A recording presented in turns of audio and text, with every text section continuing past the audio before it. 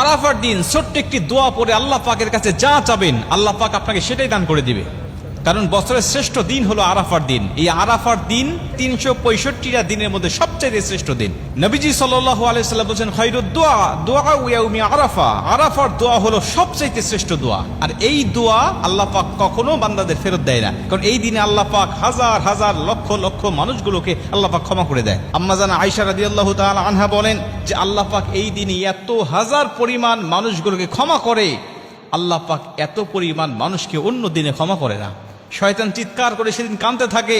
আল্লাহ পাক ফেরেশতাদেরকে ডাক দিয়ে বলতে থাকে, দেখো মানুষেরা আমার আরাফার ময়দানে উপস্থিত হয়ে যাদের মধ্যে ভাষার কোনো মিল নাই, দেশের কোনো মিল নাই, সবাই এক কাপড়ে আবৃত হয়ে লাব্বাইক আল্লাহুম্মা লাব্বাইক বলে বলে সবাই আমার প্রশংসা করছে, আমাকে ডাকছে।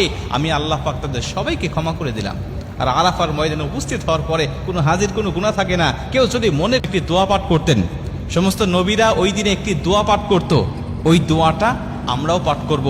আমাদের যাদের তৌফিক হয়নি, আমরা যারা যাইনি সেখানে, আমরা নিজ নিজ দেশে থেকেও নিজ নিজ এলাকায় থেকেও আমরা যদি দোয়াটা পাঠ করে আল্লাহ পাকের কাছে ক্ষমা চাইতে পারি, আল্লাহ পাকের কাছে কিছু চাইতে পারি, আল্লাহ পাক আমাদের খালি হাত ফেরত দিবে না, আল্লাহ পাক আমাদের দোয়াটাও কবুল করে নেবেন। নবী সাল্লাল্লাহু আলাইহি ওয়াসাল্লাম সেই দোয়াটা পাঠ করতেন, লা ইলাহা ইল্লাল্লাহু ওয়াহদাহু লা শারীকা লাহু লাহুল মুলক ওয়া লাহুল হামদ ওয়া হুয়া আলা কুল্লি শাইইন কাদির।